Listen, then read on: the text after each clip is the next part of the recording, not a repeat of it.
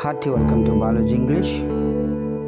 Today's our topic is combining the sentences using though, although, even though, even if. 10th class స్టూడెంట్స్కి ఈ ఎగ్జామ్లో 2 sentence ఇస్తారు. ఆ 2 సెంటెన్స్ను though, although, even though, even if ఇటువంటి కంజంక్షన్స్తో జాయిన్ చేయాలన్నమాట. So let us see what are the tips that we can use, simple tips to join those sentences. చిన్న టిప్స్ ఏంటో ఈ క్లాస్లో డిస్కస్ చేద్దాం. ఇది వచ్చేసి క్వశ్చన్ నెంబర్ 22 పేపర్ 1 ఇంగ్లీష్ గ్రామర్లో 2 వాక్యాలను though, although, even though, even ఇఫ్తో కలపాలంటే ముందుగా ప్రశ్నలో ఉండే బట్, ఎట్, స్టిల్ లాంటి పదాలను తొలగించాలి. Yes, here we have this conjunctions but, yet, still. అటువంటి కంజంక్షన్స్ ఏమైతే ఉన్నాయో, జాయినింగ్ లింకర్స్ ఏమైతే ఉన్నాయో ఆ లింకర్స్ని మనం ఆన్సర్స్లో రాయకూడదు అనమాట. ఇంకొక చిన్న టిప్ ఉంది ఇక్కడ.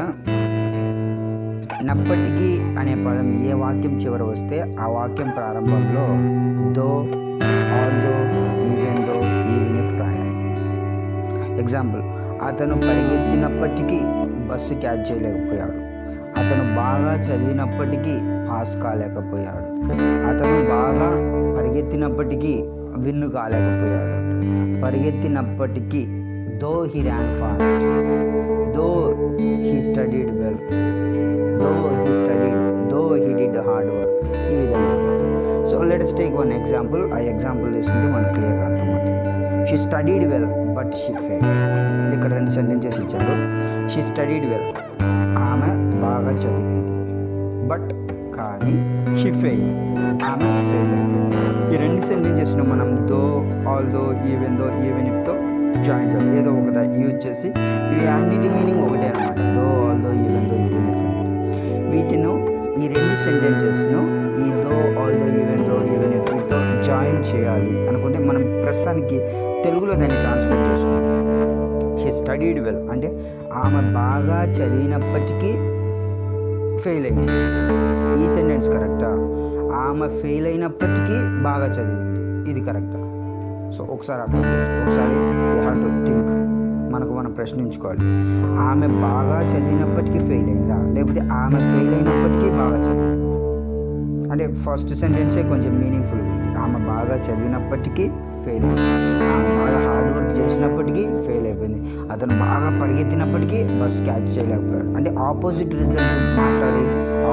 రిజల్ట్ గురించి మాట్లాడేటప్పుడు మనం though, although, even though, even if అనేది యూజ్ చేస్తాం అన్నమాట. సో పై 2 వాక్యాల్లో మొదటి వాక్యం అర్థవంతంగా ఉంది కాబట్టి షీ స్టడీడ్ వెల్ ముందు దో, ఆల్దో ఉపయోగించాలి. సో ఇక్కడ ఆమె బాగా చదివినప్పటికీ ఫెయిల్ అయింది అనేది అర్థవంతంగా ఉంది కాబట్టి మనకు ఈ ఆమె బాగా చదివినప్పుడు అంటే షీ స్టడీడ్ వెల్ దాని ముందు మనం దో కానీ, although, even though, even if అనేది యూజ్ చేయాలి. ప్లస్ దిస్ బట్ అనేది రిమూవ్ చేయాలి. We should not add in the answer. So answer ఎలా వస్తుందో చూద్దాం. Though she studied well she fail. ఆమె చదివినప్పటికీ, ఆమె బాగా చదివినప్పటికీ ఫెయిల్ అయింది. Although she studied well she fail, same meaning. Even though she studied well she failed. Even if she studied well she failed. Though he ran fast he could not catch the bus. Though he ran fast. So ఈ విధంగా మనం ఏం చేస్తున్నామంటే 2 సెంటెన్సెస్ను join చేసేటప్పుడు ఈ మధ్యలో but, yet, still అటువంటి words ఏమైనా ఉంటే వాటిని రిమూవ్ చేసేసి ఏ సెంటెన్స్ తర్వాత నప్పటికీ, అయినప్పటికీ అనే తెలుగులో వస్తుందో ఆ సెంటెన్స్ ముందు మనం దో కానీ, ఆల్దో కానీ, ఈవెన్ దో కానీ, ఈవెన్ ఇఫ్ కానీ యాడ్ చేసి ఈ సెంటెన్సెస్ను జాయిన్ చేయొచ్చు. This is a one. ఇది 22 క్వశ్చన్లో ఇంకొక వర్డ్ ఇచ్చాడు, ఇన్స్పైట్ ఆఫ్. 2 సెంటెన్సెస్ ఇచ్చేసి ఇన్స్పైట్ ఆఫ్తో జాయిన్ చేయమంటాడు. సో అదేంటో చూద్దాం. ఈ ఇన్స్పైట్ ఆఫ్ 2 మోడల్స్ ఉన్నాయి మనకు. ఇన్స్పైట్ ఆఫ్ తర్వాత మనం నౌన్ కానీ, జెరండ్ కానీ యూజ్ చేయాలన్నమాట. మోడల్ 1 ఏంటో డిస్కషన్ చేద్దాం. ఇది కూడా just like though, although, even though, even if లాగానే ఆపోజిట్ రియాక్షన్ గురించి మాట్లాడతాం అన్నమాట. First model 1 in spite of plus noun. In spite of తర్వాత నౌన్స్ వస్తుందన్నమాట. సో అది ఎలానో చూద్దాం. 2 sentence. He was rich, he could not help. అతను ధనవంతుడు, though he was rich, he could not help అనేది దీంతో దోతో. కానీ ఇక్కడ మనం ఇన్స్పైట్ ఆఫ్ యూజ్ చేసేటప్పుడు స్లైట్ డిఫరెన్స్ ఉంది. హీ వాజ్ రిచ్ అని ఉంది కదా, ఆ రిచ్ అనేది ఈ అడ్జెక్టివ్ను మనం నౌన్ లాగా చేయాలి. ఎందుకంటే ఇన్స్పైట్ ఆఫ్ తర్వాత నౌన్ కానీ జెరౌండ్ కానీ రావాలి, gerund. So noun first model noun discussion. He was rich, రిచ్ను నౌన్ చేస్తే రిచ్నెస్ అనేది యాడ్ అవుతుంది.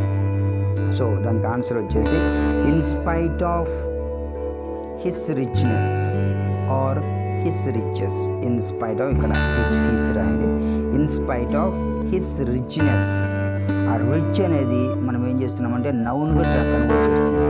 So rich becomes noun is a richness. Or ఇంకొక విధంగా చెప్పాలంటే in spite of his riches, riches అనేది కూడా నౌన్ అవుతుంది.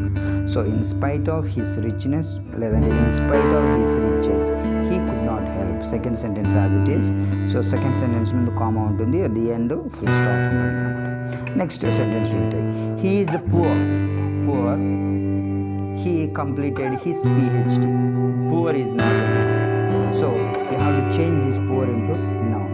Noun lo mariste in spite of his poverty, poor adjective nunchi noun tayaru cheste his poverty. In spite of his poverty, comma he completed his PhD. So in spite of his poverty, poor name చేస్తున్నాం, నౌన్గా convert చేస్తే poverty అవుతుంది. So in spite of his poverty he completed his PhD. ఇది first model అనమాట. In spite of మనం use చేస్తున్నామంటే దాని తర్వాత నౌన్ రావాలి, అడ్జెక్టివ్ ఏం రాకూడదు. Noun or pronoun should be there. అది ఒక మోడల్. సెకండ్ మోడల్ వచ్చేసి ఇన్ స్పైట్ ఆఫ్ తర్వాత జెరండ్ యూజ్ చేయాలి. జెరండ్ అంటే ఏంటి?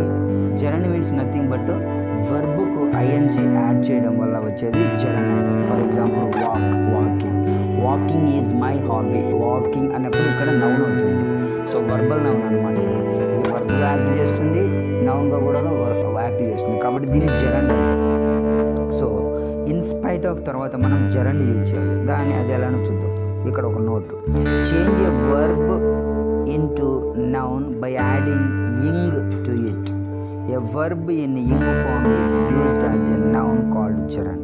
So verb sentence లో ఫస్ట్ వర్బ్ ఐడెంటిఫై చేయండి. ఆ వర్బ్కు ఐఎన్జీ యాడ్ చేయండి. ఆ వర్బ్కు ఐఎన్జీ యాడ్ చేయడం వల్ల ఆ వర్బ్ ప్లస్ ఐఎన్జీ ఉంటే దాన్ని జెరండ్గా కన్సిడర్ చేస్తాం. ఈ జెరండ్స్ ఆర్ నథింగ్ బట్ నౌన్స్ అనొచ్చు, వర్బ్స్ అనొచ్చు. కాబట్టి ఇక్కడ మనకు ఇన్స్పైట్ ఆఫ్ తర్వాత మనకేం రావాలంటే జెరండ్ రావాలి. అదేలాగా ఎగ్జాంపుల్ తీసుకొని క్లారిటీగా చూద్దాం. They have fever, they played active. వాళ్ళకు జ్వరం ఉంది, వాళ్ళు యాక్టివ్గా ప్లే చేశారు. They have played. ఇక్కడ వర్బ్ ఏముంది? హ్యావ్ ఉంది. హ్యావ్కి ఇక్కడ రూల్ ఏం చెప్పాలి? Change a verb into noun by adding ING. ఈ వర్బ్కు ఐఎన్జీ యాడ్ చేయవచ్చు. So having. సో హ్యావింగ్ అనేది జెరండ్ అవుతుంది. So in spite of having fever, answer వచ్చేసి in spite of having fever they played actively. Second sentence as it is, they played actively. Let us take another example. She performed very well. She lost the competition. బాగా perform చేసింది కానీ competition loose అయింది అనమాట. So దీన్ని చూస్తే దీంట్లో she performed very well. Performed అనేది verb అవుతుంది. దానికి ఏం చేయాలి? ఐఎన్జీ యాడ్ చేయాలి. ఐఎన్జీ అంటే in spite of performing very well she lost the competition. So performed అనే దానికి మనం వర్బ్ ఐఎన్జీ యాడ్ చేసి ఇది జెరండ్ అవుతుంది అనమాట. So in spite of performing very well she lost the competition. So ఈ విధంగా 2 మోడల్స్ ఉన్నాయి. ఈ 2 మోడల్స్ ఎనీ మోడల్ వీటిలో రావచ్చు, లేదంటే దో, ఆల్ దో, ఈవెన్ దో, వీటి మీద కానీ. ఈ మోడల్ ఒకసారి బాగా చూసుకొని ఖచ్చితంగా 1 మార్క్ ఈజీగా గెయిన్ చేయొచ్చు. You can score easily 1 mark in this question number 22. So have more practice. All the best. Thank you.